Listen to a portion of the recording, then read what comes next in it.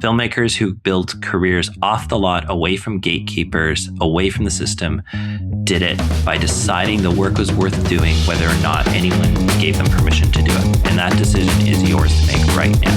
Hello and welcome to Off the Lot. The film industry is changing fast, and if you want to make movies, it's time to become your own gatekeeper. If you've got a vision and the drive to make it happen, this podcast is for you. We're your hosts, Ken Kabatov and Anthony Yap, and every week we dive into the hustle, challenges, and strategies of independent filmmaking. We talk to directors, producers, and industry pros about what it really takes to get your film made on your own terms. Let's dive in. All right, welcome back to Off the Lot. Once again, I'm Anthony Yap, and I'm your host for the day. So, coming up with an idea for this episode, I wanted to circle back to some topics we've covered in the past, but centered mostly around building a career in the film industry and just getting your feet off the ground. I'm currently working with a screenwriter who is in his mid-40s, mid-50s. He just got started into the film industry, actually, and he's decided he wants to be a screenwriter. And we've been working together on a couple of small projects and potentially some bigger projects. And then it got me thinking about, like, how do we get into this industry in the first place? Like, is this something that you want to do? And is this something that you're able to do? And what do you do to get your feet off the ground? Because I think it can be quite daunting to think, oh, I've always wanted to be in the film industry. What do I do now? And I was very similar because almost 20 years ago now, I was facing a bit of a similar situation where, I had a career as a financial advisor. It was going reasonably well. I wasn't loving it, but it was something that I felt like I could build around. But one day I had this thought in my head where I was walking downtown Vancouver and I happened to walk by Vancouver Film School. And it kind of planted a seed, not right there. Like, it's not like all of a sudden instantly there was like this, whatever you want to call it, like this movie moment where like music starts playing or anything like that. But it planted a seed where over the next few weeks, suddenly I started to think to myself, what have I always really wanted to do? And I made that decision in that sort of 2-month span that I really had wanted to get into the film industry in some way. Now, at that time, I was like, well, I want to be a movie director. I mean, that's kind of what I think a lot of people think of when they think of getting into the film industry. So I looked up Vancouver Film School and enrolled and went through an intensive 1-year program with them. Basically, at that time, the way I looked at it was, I don't really know anybody in the industry that I could call right now and actually have them help me. Like, I didn't know at the time, actually, because once I actually started to get into the film industry, suddenly I found out that people that I had known for many years, that was right around the time that Facebook was getting going and social media was getting going. And you suddenly start to realize that there are other people out there who have either been in the industry for many years or are themselves going through the same process. Anyway, that's an origin story. And this really isn't about me. It's about you. You've either just gotten started or you've gone to film school, or you haven't gone to film school, but you want to get into the industry. You're sort of industry curious right now, but you're serious about the concept of it. But I think in your own head, you probably feel like at this point, it's something in the future that's going to happen rather than something that's happening right now. I think we need to reframe that framing, because the time, I think, when I made that decision to get going and to sign up for Vancouver Film School is when my career actually started. It started kind of as a private decision that I made, and then a series of decisions. Like, I would take courses, I would take acting courses, I would take writing courses, I would take cinematography courses, photography courses, and so on.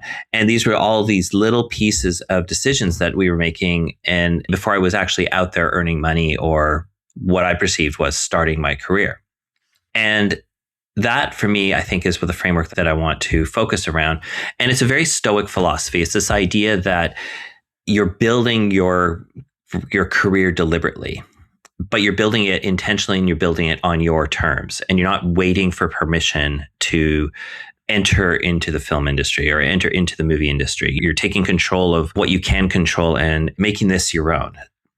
I find that most career advice is very situational. It's about, getting to the right festival or finding the right connection and like just hitting lightning in a bottle and being there at the right moment. And I think that there is some truth to that to a certain degree, because a lot of any success in life is built around having a little bit of luck. But luck is also about being in a position to take advantage of an opportunity when it arises, rather than necessarily trying to force that opportunity upon you, if that makes sense. So when we take a stoic approach to this is a very structural approach. It's about how we think about our career and about our work and about the actions we're taking, regardless of whether or not the circumstances reward us for our success. Like, if we pitch a project and it doesn't get picked at Crazy Eights, for example, and for those of you outside of BC, Crazy Eights is the sort of, well, what a lot of people see as this entryway into the film industry, because it's a short film festival where they select 6 to 8 movie projects out of like hundreds that apply, and they give them the resources to make their short film. It's a great program. But of course, for the 8 projects that apply, or for the 8 projects that wind up going on to win or to make their films, there's hundreds that don't get picked. And I've seen lots of people who take those projects and, they try to do them again next year or something like that. They try to reapply again next year, and they spend a year making that short film project better because they think that might help them get chosen again for some reason. So what I want to frame this around is, how do we think and how do we do the work regardless of what the circumstances are? And how do we keep building a career regardless of the feedback that we're getting? That's exactly, I think, what independent filmmakers need, but I think anybody who wants to get into the film industry needs, because I'm interviewing a lot of people right now for work, because I'm about to start work as an assistant director again on a movie project. And, I'm interviewing people with a wide range of experience. But one of the things I'm learning from the people that I'm interviewing is a lot of the experience that they have that isn't even related to the job that I'm hiring them to is actually what's helping me determine whether or not they're the right person to work with. Because there's a few people who they might necessarily not be right for this particular show that I'm working on for one reason or another, but they're definitely people I want to work with in the future. So, by definition, you are operating without a safety net whenever you enter into any new career, but especially in the film industry. If you don't have a network, you don't have connections, unless you have an inheritance that allows you to go and basically like self-fund your first feature, you don't have the resources to make a feature. You don't have movies cost money and they cost time and resources. You can't just go and buy a set of, if you want to be a painter, you can go and buy a set of paintbrushes and start painting and gain practice that way. Your practice and your currency in the movie industry is working with people, learning the skills needed to become valuable in a collaborative work environment. So let's get into this. Let's talk about section 1. I'm going to break this into like 4 or 5 sections here. So first thing I would give advice to someone is learn to control what you can control. And this is, I pulled out a quote from Epictetus, who says, make the best use of what is in your power and take the rest as it happens. And so this is a very foundational Stoic idea, is that this dichotomy of controlling your own destiny. And I think it's one of the most practical and mental models that you can take right from the get-go, early in your career, and actually I think probably throughout your career. So what is within your control? The quality of the work and the quality of your approach to the work is within your control. So taking the approach of doing the best that you can in whatever it is that you're doing in that moment, not lamenting that you should be doing more, or if you take a job on a film set, let's say you take a job as a production assistant, which was my first thing, and actually it wasn't even a job. I volunteered as a production assistant on a short film. And the only real thing they had for me to do that day was to kind of like clean up garbage and go for coffee runs and make a phone call to help pick up some snacks for people. I mean, it really was pretty menial. But without really thinking about it, I approached it from the standpoint of, okay, I really want these people to think that I'm valuable. So I'm going to go and do the best job that I can. And when someone asks for something, I'm going to go and do it. So that's what's in your control, is the quality of the work that you do, the quality of the work that you're doing for someone else, the quality of the work that you initiate yourself. What is also in your control is your frequency. How much stuff do you make? How often are you working? How many projects are you working on in the course of a year? How many short films do you go and make? Like making one short film every 10 years isn't going to make your career, but making like one short film a year or 3 short films a year, that's progress. That's a way for you to progress. How you treat your crew and how you treat your collaborators. So being a team player and learning what being a team player means. It doesn't mean giving in. It doesn't necessarily, but it means understanding that again, filmmaking is a collaborative environment. It is an art form that requires human beings to make it work. Even if it's just you and an actor and a camera, that's still one other person you have to work with. The only situation where that might not be the case is if you go by the camera, you put it on the tripod and film yourself. There are certainly some entertaining ideas for how to do that properly, but there are only a handful of the types of movies you can make that way. Whether you show up prepared, so whatever job, whatever thing you're doing, your preparation is within your control. You can control what you can control. If you're a first-time director and you manage to pull together a team to help you make a movie that you direct, be prepared. Show respect for the people that have come out to support you and to help you by being prepared and by showing them that you value their time and you're not going to waste it. When you're not working with people, how are you spending your creative hours? Are you writing? Are you working on your script? Are you studying other directors? Are you out there taking photography? Are you drawing? Are you doing things that are creative to help stimulate your creative brain into becoming a better creative presence, especially as a director or a cinematographer or a production designer, costume designer, things like that, like the people who are in the creative end of the film business or of making a film, you need to constantly be stimulating that creative brain. Whether you follow through on your commitments, when you promise something, do you deliver? How do you respond when things go wrong? So how do you handle adversity? These are very, very important skills. So what's not in your control is whether or not if a festival says yes to a film. You can make a great film and it might not be successful. Whether an investor or someone you ask for money says yes. What the market is looking for right now is not in your control. If you make a movie and you put it up on YouTube, does it go viral? You can't control that. Grants are harder to control. Grants are given to a handful of people. And if you're number 11 on the list and they were picking 10, you might have still had a quality presentation, but you didn't get picked. You audition for something. I mean, I can't tell you how many actors I know who audition for projects, and I've sat in rooms with directors as we're picking actors. There's always a second choice who didn't get picked. And the second choice was probably very close to being the first choice, but that second choice still didn't get the work. So something you can't control. You can only control your approach to it. So there's a practical filter to all of this. And you also can't control other people's careers. There's always going to be someone who's ahead of you in their career at your age with your experience. And there's always going to be that unfairness of how do they get what they get and I don't get what they get. And that's something you cannot control. You cannot control where other people are on their career trajectory. You can only control where you are. So the practical filter of this is that when you start to get anxious about your career, ask yourself, am I spending my energy on something that is within my control right now?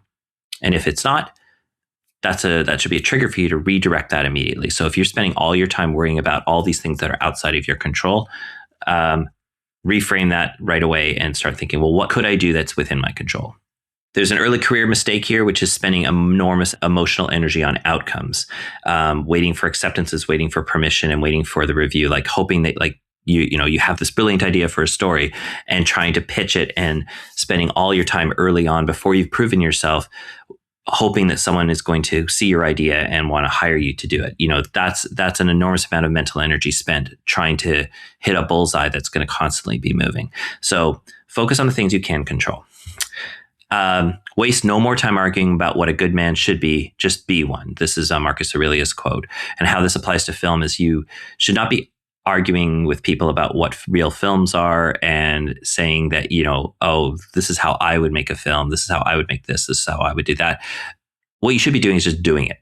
So if you have a disagreement with how a film is made, or you have like esoteric things about like what makes good movies, rather than sitting around and saying, oh, those are terrible, that director's terrible, that person's terrible, that actor's terrible. It's like, okay, well, what are you doing?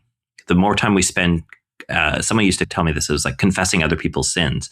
The more time we spend confessing other people's sins is less time focusing on us and focusing on what are we doing? Like if I want to criticize another writer, director, producer, oh, they're so lucky they got to produce that thing. It's like, well, no, like I have the agency to go out and produce something tomorrow if I want to.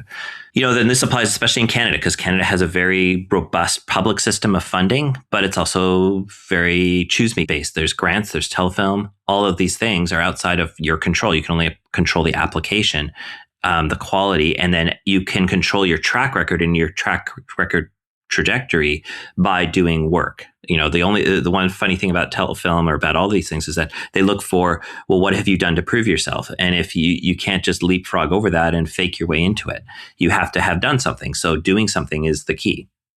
So actionable takeaway for that is just write 2 lists this week. Everything that you're worried about in your career. And then I would sort it into 2 sides. What's in your control and what's not in your control. And then work on the list that's in your control first. All right. Second, this is, you probably heard this from Ryan Holiday, is the obstacle is the way. The impediment to action advances action. What stands in the way becomes the way. And that's Marcus Aurelius. There's entire books around this, and I would highly recommend you read some of them. Every constraint that we face in the film industry is real, and it's also an opportunity. If you have no budget, that forces creative solutions that help you make better films. There's a great interview with Mark Duplass right now. I think it just happened this year. Well, it's kind of an update to his 2016 speech at Southwest. It was like the cavalry isn't coming. But right now it's that idea of like the no budget should be the place to start. It's like, you make a movie for $10 kind of thing. It's like, what's the $2,000 movie you can make with the paycheck you've saved up for a month or something like that, and make it look like $10,000? Or actually in reverse. I think he said it in reverse. What's the $10,000 movie? You have $10,000, make a $2,000 movie and make it excellent. That's, I think, the quote that he made. Put together a project that only costs $2,000, but use the $10,000 to make that $2,000 project because it'll be of excellent quality and it will get noticed. You don't have any connections. That forces you to build connections from scratch, which means now you own those connections. Like, don't look for people to kind of give you leapfrog you to the top. Like, I want to, me meeting Steven Spielberg a few years ago, it would have been useless to me because he would have said, "Oh, very nice to meet you. Good luck with your career." But if I meet him at a certain point in my career, maybe he could be useful. Maybe he can help me take the next step. Right now, you need to kind of take a look at where you are in your career and go, well, who's one rung above me that I could learn from and could help me get there, who's also looking for someone like me to come along and help them, and what can I offer them? I think when we talked with Erin last week, she made a really good point. It's like, don't be too proud to offer help, even if it doesn't seem like to be movie help. It like, again, going to get coffee for people is helpful. No permission, so in other words, you don't get into the festivals. You're not in the top 10 and blacklist for your screenplay. You're getting rejected from jobs and things like that. This is going to force you to self-generate. It means you're not getting casting because you're an actor and your auditions are not leading to roles in projects. It means you might have to self-generate. It's like, I know lots of people who are really good actors who they're just not getting the roles they want. So what they do is they produce and write their own film and then they act in it. I mean, is this going to lead to you becoming the next an Academy Award winner? Well, it could, but more importantly, you're doing work. You make your own acting opportunities. So as a director, make your own directing opportunities. Write something you can shoot, go out and direct it and shoot it. If you want to be a producer, same thing. If you want to be a writer, write something, learn how to direct it, learn how to cast it, learn how to produce it, and then go and do it. And now you've got a completed project that you wrote. And so now you have something to build on. Any filmmaker waiting for better conditions is a filmmaker who's never going to make it, and they're never going to accomplish anything. So the conditions are never going to be ideal. The conditions now, everybody says, "Oh, it's terrible. It's terrible for the industry." It's like, it's always terrible for the industry. Like, it used to be too expensive to make a film because film had to be made on film. You needed the money to get film. You don't need that anymore. There's no constraints to taking your iPhone out and making a film. Is it going to be like, again, is it going to be Academy Award winning? Well, if it's got quality, it might be, but that shouldn't even be important. The important thing is just to go out and make stuff. The obstacle isn't necessarily between you and your career. The obstacle is the career. So the career is all those little roadblocks that are in your way are actually what are creating your career. I now have a 20-year career, and I had to think about that as I was talking through this episode. I was like, wait, I have been doing this now for 20 years. So I've built a career out of, just deciding I wanted to be a filmmaker. I've earned a living for 20 years, and some years better than others, because I've just kept continuously going out and finding new opportunities and making opportunities for myself. Applying this to your early career specifically, your first projects are going to be $0. Your first job is going to be a volunteer job. I know everybody talks about, oh, you should never do unpaid work. It's like, I think I'm I'm not going to ever expect someone to do unpaid work, especially on a project where I have money to make something.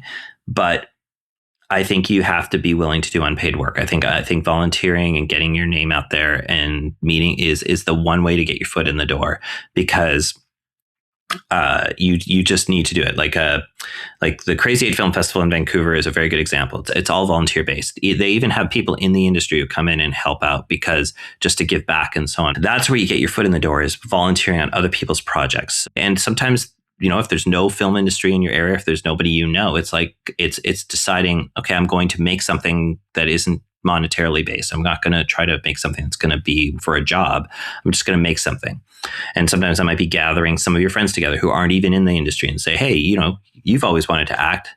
Let's do something where you get to act in something. And, even if you never do any other acting in your life, you could say you acted in something. Let's say you're in business and you're like, okay, but I don't have the time to, take a year and learn, get into the industry. Well, business people can be in the industry too. It's like producers are business people. Their accountants we always have film accountants. Film accountants are the lifeblood of film production. So if you're in accounting, if you love numbers and stuff like that, like you can get into the film industry. And if that's a pivot you want to try, there's lots of places and lots of people who are looking for help in that regard, especially because it's not a job that a lot of people necessarily who got into film want to do. Always. Even craft services. If like we have people who their whole career is built around cooking for the crew and catering for the crew. That can be a job. That can be something. It's like if you offered to get snacks for the crew for a project, and you offered to do it just for the cost of the snacks, and you just do that a few times, people are going to be like, oh, we want to have you back because you're always so pleasant to have around set. And of course, the person who brings food to set is the person who everybody likes.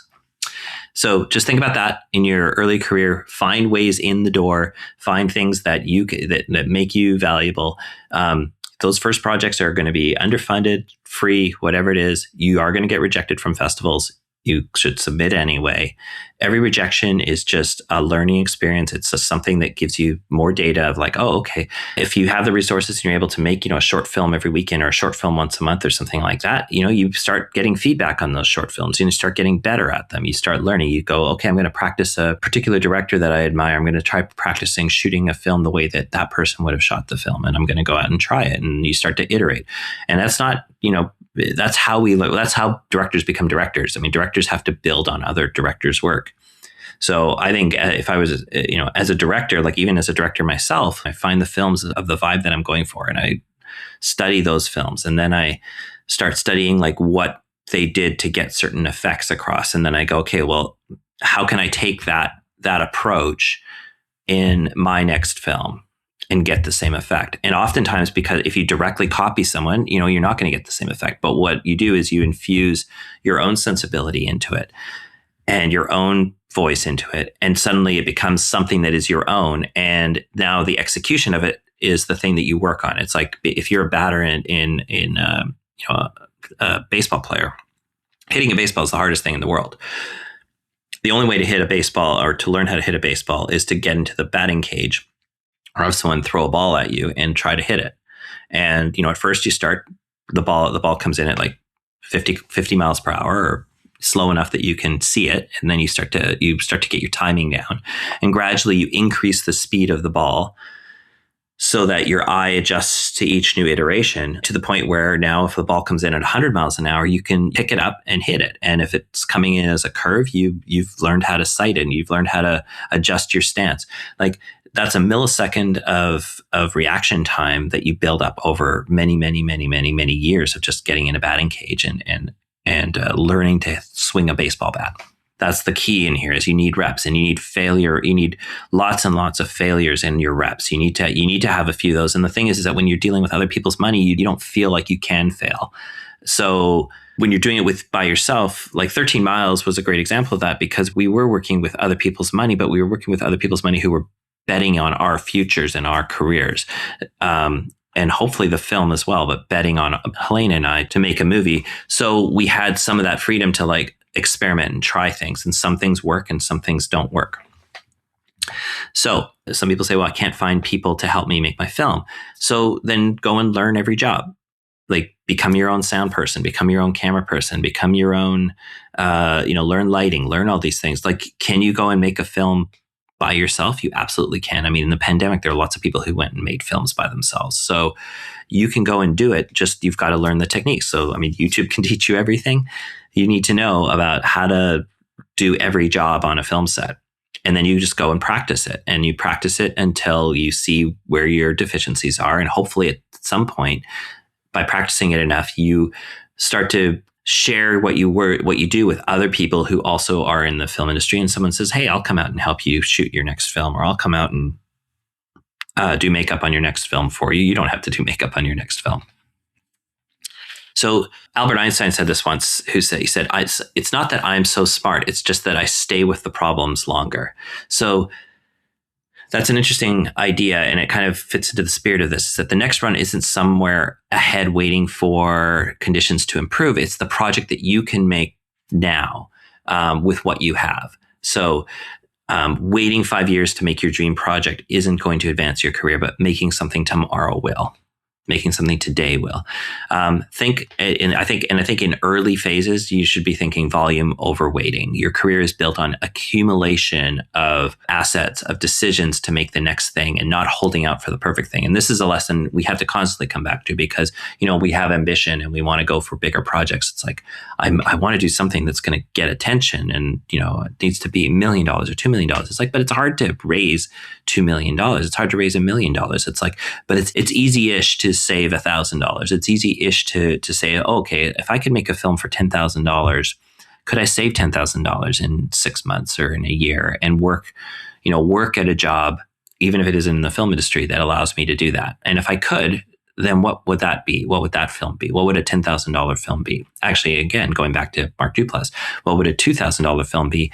And then spend $10,000 on it.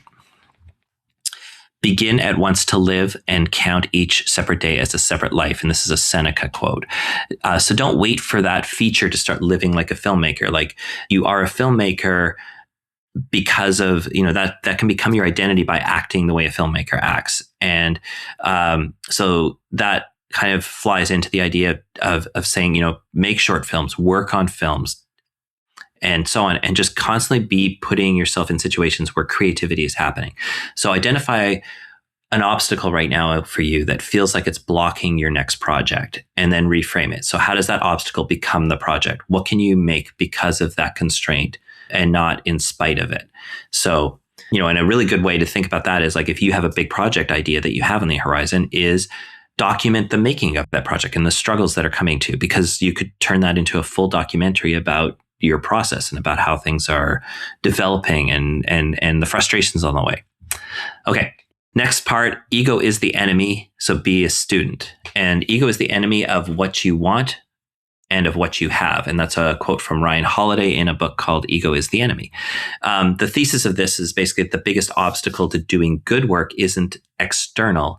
It's the internal need to be seen as someone who does good work before you've actually done it. So it's this idea of, I want people to respect me, even though I haven't done the things that have earned the right for me to expect people to respect me. So something as simple as calling yourself a director before you've directed anything, publicly saying, I'm a director before you directed anything. It's like, no, go and direct something and then have other people call you a director. People call me a film producer now. I always laugh, because I'm like, I have a much bigger career as an assistant director. And in fact, that's what I'm doing right now. I'm assistant directing on a film right now. I just do the work. And then people say, talk to my friend Anthony. He's a movie producer. It's like, they're the ones ascribing that to me. I'm not the one out there sitting there going, I'm a movie producer. You should hire me. This means, like, it's okay to talk about your film when it's still in development. So it's okay to talk about projects that you're working on, but you should be doing so in the context of actually doing the work. So don't sit there and say, I'm going to write a script about something. Be writing a script. Say, I wrote 10 pages in a script today is fine. I finished my draft is a great thing to talk about. Of course, that's something to celebrate. but don't talk about how you're going to go and do things. I'm going to direct a film this year. I'm going to do this. It's like, that's okay internally. Like that can be a good goal, but it's like the more you talk about externally about things you're not doing yet, the more that feeds your ego. And it actually, there's a psychological component to this, which actually says that the more you talk about something that you're not actually doing, you actually fool yourself into thinking that you're doing it. And it actually gives you that dopamine effect that you would get from doing it without actually having to do the work. So it's almost like eating candy to feel full, but you haven't actually given yourself any nourishment. So the other thing too is like with ego is avoiding working lower jobs because you see it's beneath your identity. So any opportunity to work on a film set is a great opportunity. Now, sometimes you balance your life out too. It's like, I'm not saying you should overwhelm yourself and like never take a day off or anything like that, but it's like when opportunities come up, even if they're not opportunities that are in your lane of like where you want to be going with your life, you should consider them and take them. Like I haven't been assistant directing for a few years. And in fact, like seriously for a few years, but the opportunity came up to assistant direct on this film. And I said, well, if, the thing is that I enjoy being on set. I enjoy working on set. When I've been producing the last couple of times, I haven't had that opportunity to be on set much. And so getting the opportunity now to come back and work on set and be kind of, reinvigorate that juice in me is kind of fun. And it's a great way. It's a job and I got to work hard, but it's a great way to get connected back into what I really love doing, which is being on set and helping solve problems on set. And assistant directing allows me to do that, even though I'm trying to build a career more in producing films. It's like, this is always a great anchor point for me is assistant directing. And it helps me become a better director. It helps me become a better screenwriter. It helps me become a better producer because I learn things as an assistant director through observation, but also through my own work. So the idea here is to, the antidote for all of this is to just be a student longer than it feels comfortable. So always feel like you can learn something. Always feel like you can, no job is beneath me. Nothing is too small for me to try. And that could be even like if you're a screenwriter and you're like, I just want to write feature films. It's like, well, maybe occasionally you write a short film because you have some friends who want to make a short, or you do a crazy eight, you write a short film for a film contest just to kind of keep the juices moving. And that allows you to, go and get something made really quickly. Epictetus said, it's impossible for a man to learn what he thinks he already knows. And that's a really good thing to think about. It's like, that's like almost the definition of ego. Is like ego is believing you have nothing left to learn. And I was saying to myself, well, it's like, that's where you're in trouble. So, crewing on other people's sets, helping other people, and don't go there with the idea of like, well, I have all this experience. If you've suddenly started developing all this experience, don't go there with this idea that, oh, I'm going to go there and I'm going to show off. Maybe you don't say that, show off, but going with the idea of saying, oh, this is how I always do it when I direct films. It's like, well, no, but you're a production assistant. You're here to support the production. You're not here to tell us about what a great director you are. It's like, be good at the job that you are there to do, regardless of what you think your experience level should be. And that's because that's where you learn things you can't learn in other ways. Because you can, if you see yourself as an aspiring director, it's always great to go and watch other directors, not to impress them, but to have them impress you, so that you kind of go, oh, I see how they do that, and I can learn from them. So watching a great DP work is seeing how a seasoned director handles pressure and a big production day, learning what a real AD does. Without under real pressure. So every set you get a chance to work on is like, paid tuition. It's like, it's the opportunity to learn without it's opportunity to learn, to observe, and then to do a good job and network at the same time. So there's that coalescing of things. The trap isn't overly crewing up. It's that sometimes your ego can prevent you from transitioning, either, saying that crew work is beneath you, or that your ego says you're not ready to direct yet. So sometimes it's like saying, it's almost like that feeling you need to prove yourself. I still need to prove myself. I still need to prove myself. That's your ego saying, I need to prove that I belong here. I need to erase the previous career that I had, and I need to only talk about being in the movie industry. And Stoicism tells us to use every advantage that you have, to use whatever background you come through with. If you were a baseball player, bring your background as a baseball player. If you're a financial advisor, those are assets that people value. Your business networks are assets. Your friends are assets. Everybody that you have ever worked with or touched or worked with before or in your family, they're all assets. They're all part of your mosaic of your who you are as a person. And only your ego is making you hide that. So do not seek to have events happen as you wish, but wish them to happen as they do happen, and all will be well with you. And that's another quote from Epictetus. So stop wishing your career looked different than it does right now. Work with what's actually in front of you. And, you've got two careers in the film industry. Your career A, which is your work, which is built by doing it, and career B, which is your reputation, and that's built by how you treat other people. So both are destroyed by overinflated ego. You want to approach, but your reputation is built on doing good work, and your quality of work is built by doing by building it day by day and merging those two together. So there's an actual takeaway here is that you should identify one place in your career where you are right now where ego is driving the decision, not the work. So are you not doing something because you think it's beneath you, or because you think you deserve better, or because it's not the direct line to the trajectory that you want to be? Like, I want to be directing feature films. It's like, okay, well, there's a large gap between not being a director and directing feature films that you have to fill. What would you do differently if nobody was watching? So if nobody cared about you right now, what would you do differently? If you could build this career privately, and there was a chance, there's a way to build this career in private and become a director in private, what would you do? That's a really great way to look at it. It says, like, don't advertise it on social media. Social media does not make you a director, does not make you a filmmaker. But what you're doing when you're not on social media is. Section 4, the long game, stillness and compound interest. So Marcus Aurelius said, think of yourself as dead. You've lived your life. Now take what's left and live it properly. And that's a really blunt reframe. So the clock is always running on us. The question isn't necessarily whether or not we're going to build a career. It's whether we're going to start it today, or whether we're going to say, I'm going to keep preparing to start. And there's two very different ways of looking at that. It's like doing work and talking about doing work are two very different things. Ryan Holiday has a book called Stillness is the Key. And there's a counterintuitive argument that slowing down, going deep, and protecting your focus is what produces the best and most sustained work.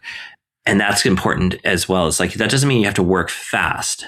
Well, the way I'm reframing this is that you don't have to work fast, but you have to work consistently, and you have to go deep and try to make things that are good, but constantly work on making those things, constantly be making those things. So there's more movies made now than there ever have been. So filmmakers that are able to go deep and do something unique and interesting are always going to beat filmmakers who are just, spraying and praying.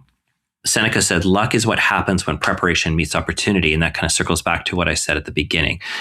There's a lucky break that every filmmaker is waiting for. And what really happens is that it lands on people who've been preparing visibly, consistently for years.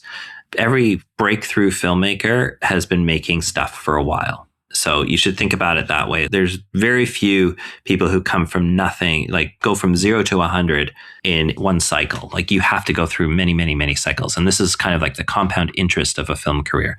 So every short film you make builds your craft and your relationships and your credibility simultaneously. So if you could go out and make short films for the next 3, 4, 5 years, you get better at it. You build relationships at it. You start to figure out who you like to work with and who you want to work with. And it builds your credibility as well. Like, being a prolific filmmaker can be really good. And again, you start building your quality as well, like practicing quality each time, trying to get a little bit better with each film. It's not just about like going out and just doing it. It's like, what can I do differently this time to make it better, to make it stronger, to make the story better? How can I approach the film better? Lead my crew better on set? Every production you run professionally adds to that second career, which is the reputation that you are building. So like every film you work on builds your reputation. It's not just about the credits on the film, but it's just like you sort of put another notch in the belt. Even the ones that don't go well, and I've worked on a few that haven't gone particularly well, and even the ones you make mistakes on. you still can build from that. Like you, first of all, you learn from your mistakes, but also, you know, how you handle how you learn from a mistake. Like you don't have to be perfect on every project, but it's like, how did you deal with the mistakes that maybe you were directly responsible for? And how did you address them? And how did you make things right? That's a very valuable skill because, and it's not about being, you know, sorry and apologetic. It's like, oh, I made a mistake, I'm sorry.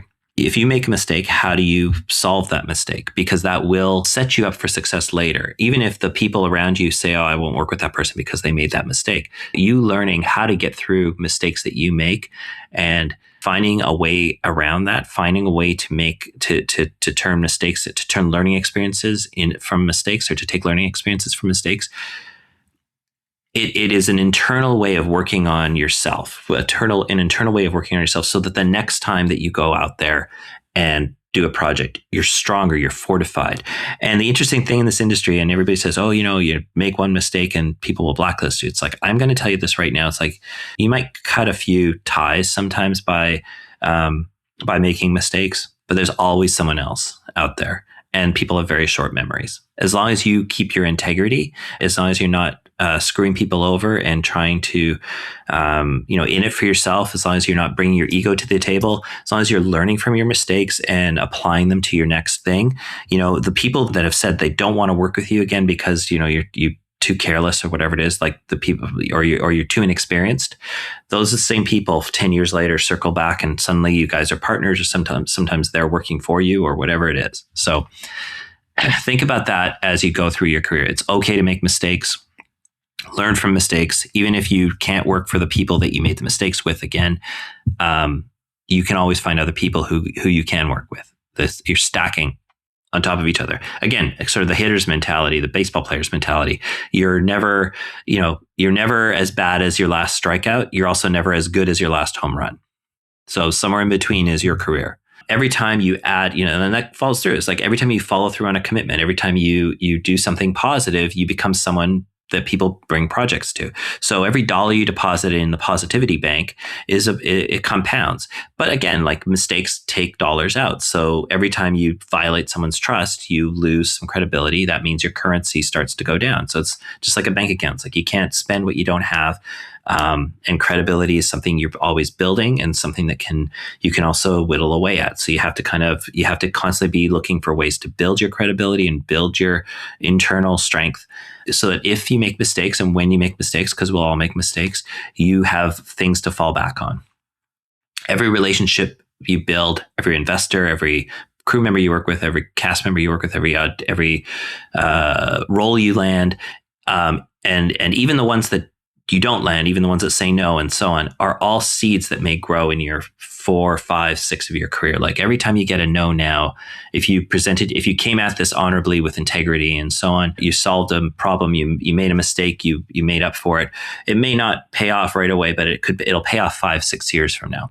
And the math that nobody tells you is that a filmmaker who makes 3 intentional projects a year for 5 years has 15 what we'll call data points worth of growth. And you could have a network of 50 collaborators and a body of work that speaks for itself. So that's just the math. It's like you make 3 projects a year for 5 years. That's 15 films. You will have met at least 50 people during that time, which means that you will have built your network. No man was ever wise by chance. That's a Seneca quote. The habits you form right now are the career that you're going to have in 8 to 10 years. So these are always going to be compounding. And what that daily, weekly practice will actually look like is protect creative time like an appointment. So make sure you're setting aside time to be creative, whether if writing is your thing, be a writer, directing is your thing, do things that make you a better director. Don't fill it with like crew work, admin, or scrolling. Like this is like if you're working 9 to 5, if you're working Monday to Friday, protect the weekends for creative work. If you really want to build, you're going to have to do that.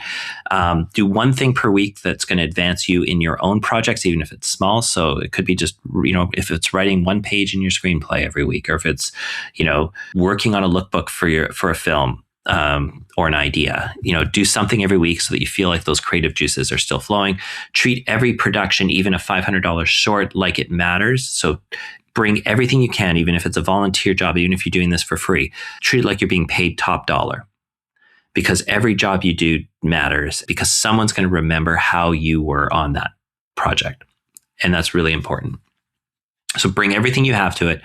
Again, don't worry about making mistakes, but bring every ounce of effort and energy and integrity to that project, because someone will remember that they want to work with you again. Follow through on every commitment and every time, and that's kind of like career B in action. Epictetus said, first say to yourself what you would be, and then do what you have to do. So decide what you're building, then do the daily work to build it. And that's the strategy. Your actionable takeaway from this is to map out your next 12 months as if your career depended on it, because it does. So think about what's the minimum creative viable output that you would need to accomplish in the next 12 months that would keep you growing. Set that target, protect the time, and then build a plan towards getting there. And include the work that you need to do, the jobs you're going to have to take to be able to afford to do that, and then have that on the horizon. Now, for some people, that could be I want to make a feature film. So you say, I want to direct a feature film. All right, well, where are you at in your career? I have no directing credits on a feature film, let's just say. Okay, you need a budget that you can get to, which is basically at this point a budget that you can save for. So think about, how much money can I save over the next 12 months if I really want to make this happen? And now, how much money do I have to save per week to have that money? That's your budget for your film. Assume nobody's going to give you another dime. That's your budget. So now you need to make a film that fits within that budget. What can you make for $10,000? What can you make for $6,000? What can you make for $1,000? It's we interviewed Josh Caldwell, I think, in season 1.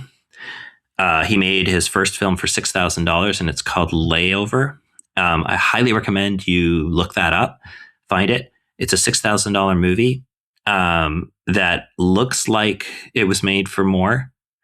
And it's a really good story, but you can also, when you start to learn how filmmaking works, you can also see how it only costs $6,000, why it only costs $6,000. And Josh has an entire course on how he made Layover and how he's made some of his other films, and how to take what you have and use it to make the next thing. But don't wait around. Like waiting 3 years to make a $2 million film and not doing anything in between is the surefire way to waste time. So set a target and make it happen. Okay, so I'm going to finish this off. Thanks again for listening to it. Marcus Aurelius said, confine yourself to the present. So at the end of each week, ask yourself, did I do the work in my control? Not about, did the festival accept my film? Not about, did you get a yes from an investor? Did anyone notice me? Did I make something, learn something, build something today, this week with what I had? And if you say yes, you're building a career. Full stop. Rest follows. Or it doesn't, but the career is real regardless. So even if it's not noticed by anybody, if you can say yes to that, you're building a career. The breaks will either come or they won't, and the work is happening either way. And that's the key, is that there's no formula for this. Like the breaks, they could happen a year from now, they could happen 3 years from now, they could happen 10 years from now, they could happen never. You could end up never breaking through. But you know what? If you're doing what I'm talking about here, you probably will have made a feature film. If you wanted to be a director, you've made a feature film. If you wanted to be a screenwriter, you will have written some scripts. So nobody can ever take that away from you. Now, whether or not you made money at it or not is one thing. But even if you enjoy that process, if you like directing and you want to make films, you can make films and not make a living at it. There are lots of people who can do that. And eventually someone's going to notice that. Or in the worst case scenario, you can go and teach it in school. And if you don't enjoy teaching, I think Ethan Hawke said it really well. He's like, if you can't teach acting, then you don't love acting. You have to take it and go, like, if you just love the craft, then teaching the craft is a great way to appreciate loving the craft. So Marcus Aurelius, you could leave right now. Let that determine what you do and say and think. Filmmakers who build careers off the lot, away from gatekeepers, away from the system, did it by deciding the work was worth doing, whether or not anyone gave them permission to do it. And that decision is yours to make right now. So if you're listening to this episode, whenever you listen to this episode, feel free to share it with someone who might need it. But also, like, if this resonates with you, feel free to tag us back or find us on social media and tell us which framework in that is kind of landing the hardest. And, I'd love to dig into more in this sort of like stoicism, esoteric kind of world as a filmmaker, because I think it's helped me a lot. I'm nowhere near where I am hoping to be, but that's the thing, is like it's just doing the work every single day. So wish you all the best of luck. Have a great week. We'll be back next week.